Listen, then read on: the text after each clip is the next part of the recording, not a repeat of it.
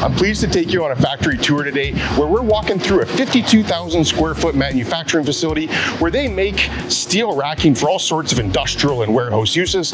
And I'm pleased to be joined by the Vice President and General Manager, Jonathan Hirst, who's going to walk us through this factory today. Jonathan, thanks so much for meeting me here. You're very welcome, Chad. Looking forward to showing you around. Let's take a look. The first thing, every piece of steel that comes into our facility gets offloaded at the back of the facility. It enters in through one of two doors. If it's a roll form product, it's going to come in on a trailer on this big door. And if it's structural, we drop the bundles from the mill right on this powered roller, and it moves through that small door behind me right to the saw.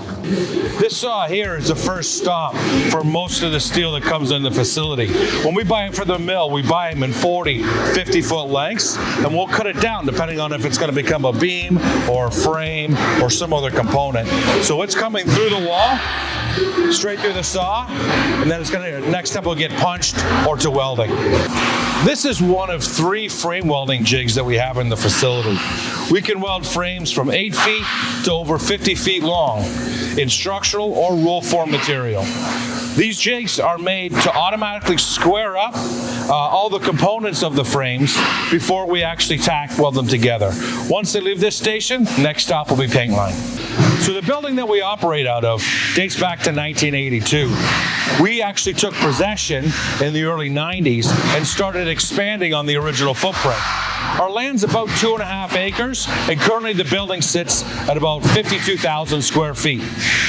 We recently upgraded the makeup air and moved all of our welding into one room of the facility just to improve that airflow quality and to make sure that the area stays clean. We also upgraded the lighting throughout to LED lights about 5 years ago. It significantly increased the visibility, the quality of work, and reduced accidents because now we can see what's going on. And of course, we can see in all parts of the facility. I'm standing beside our powder coating line. It's about 500 feet long, and it'll do 3 to 4 circuits on a given 10-hour shift. The powder coating stages start with a wash station beside me, which removes mill scale, rust, cutting fluids, or any liquids or oils that may be on the steel before we can apply the powder. We then have to wash off that with a freshwater rinse, and then we put it through the first of 3 ovens that it's going to go through to dry off all the water so the powder can be applied. We then move the parts through a powder coating booth with 2 manually applied painting stations. The paint is given a positive charge and the parts are given a negative charge, so the paint will stick to that steel. It's then carried into the first of 2 1 million BTU curing ovens, and that ramps up the temperature of the steel and that melts the powder into a hard plastic shell. It then cools off and it comes around and we load it again. I'm standing here actually inside the paint booth. This is a double-sided manual paint booth where we have 2 operators working at either end. As the material is brought through the paint booth, hanging from overhead, an operator will use a powder gun similar to this to apply the powder to those items. This is the part that puts a positive charge on the powder, and the actual conveyor itself has a negative charge, and that's what makes the paint stick to the steel before it heads down the way into the oven, which is at the next stage. This is the final stop of our paint line. This is a 2 million BTU bake and cure oven. So depending on what we're painting, we change the line speed and the heat of the oven to make sure that that paint fully melts and cures. So if I'm doing a very heavy duty thick steel section, I'm gonna have to slow the line down and crank up the heat. If we're doing light duty sections, we can turn the heat down and speed up the line so it spends less time curing in this oven. Once it makes this turn, it's coming off the line, it's gonna be repackaged and get staged to be shipped out to the customers.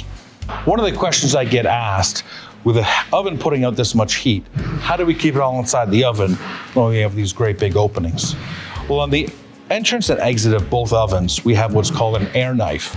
So underneath here, I've got a 480 volt motor turning a big fan unit, which is forcing air up into these triangular sections. And there's a slot opening on either side, which allows the air to pierce through at a very high speed, and it creates what we call an air knife. And it essentially creates an invisible door of wind, which keeps all the heat on one side and allows the part to pass through. The heart and soul of this paint line is our overhead powered conveyor. This conveyor can carry hundreds of pounds per linear foot, which allows us to do heavy duty, large size frames. It also allows us to load it up if we're doing lots of small shelving pieces. As it currently stands, it goes through an 18-foot turnaround at the one end or at both ends of the system. Anything up to about 24 feet can make this turn. Beyond that, what we actually do is we will load it with using air hoists at the far end. And as you can see, using the air hoist here, we'll take things off the line and load it onto this conveyor or onto this trolley line here before it makes the turn. So we've painted everything from 8 feet long to over 55 feet long on this line. And it all just depends on where we load it and unload it from the line. With welding, cranes, and a 480 volt powder coating booth. It takes a lot of power to run this facility. This is actually one of the main panels for this that feeds power to this building. This one dates back to the original section of the building, and as we've added, we've actually add in more panels and bring in a separate supply line. Along with a number of air hoists and jib cranes, we built and certified 2 half-ton cranes to service our frame jigs behind me here. And on the other side, I've got a 3-ton gantry crane, which we use to service the double posting, punching, and frame manufacturing down at that end. Once the material comes off the paint line, it gets strapped and bundled and ready to ship. As you can see behind me, we've got a few examples. All of our products are powder coated. It creates a very shiny, high gloss finish. Way back in the olden days, a lot of these frame components would have been dipped into a big liquid bath and let to just air dry and drip. But once we started getting into public areas such as retailers, DIY stores, box stores, warehouse stores, those customers demanded a higher level fit and finish and a higher quality of welding and color matching and whatnot. So our entire fit and finish game has improved 100-fold in the last 20 years as we move out of the dark, dirty warehouses and into these bright, modern retailing spaces. This is a small portion of some of our finished goods storage. We have a contract in place for a certain lumber retailer that can put an order in for components for their cantilever system, and we fulfill that order within 24 hours. So we always keep a stock of some of their most high-moving, high-volume replacement parts. These are some arms here. What we have here is one of our specialized tapered arms. We're one of the only manufacturers left in North America that will actually take what is typically a straight arm like this, and we can manufacture it into a tapered arm such as this. We have 3 major types of manufacturing that we do here. One is structural, where we bring in shapes directly from the mills, and we cut them and punch them and weld them into into the finished products. The other one is roll formed, which is thinner gauge. Those come in already to shape, and we weld those together and paint them into the products that we need. The last piece of manufacturing that we do here is actually punching from coil. So what we would make off of a coil of steel might be something like this. This is a finished foot plate. This would be welded on the bottom of the frame, and these here would be the anchors that we would use to hold that frame in place.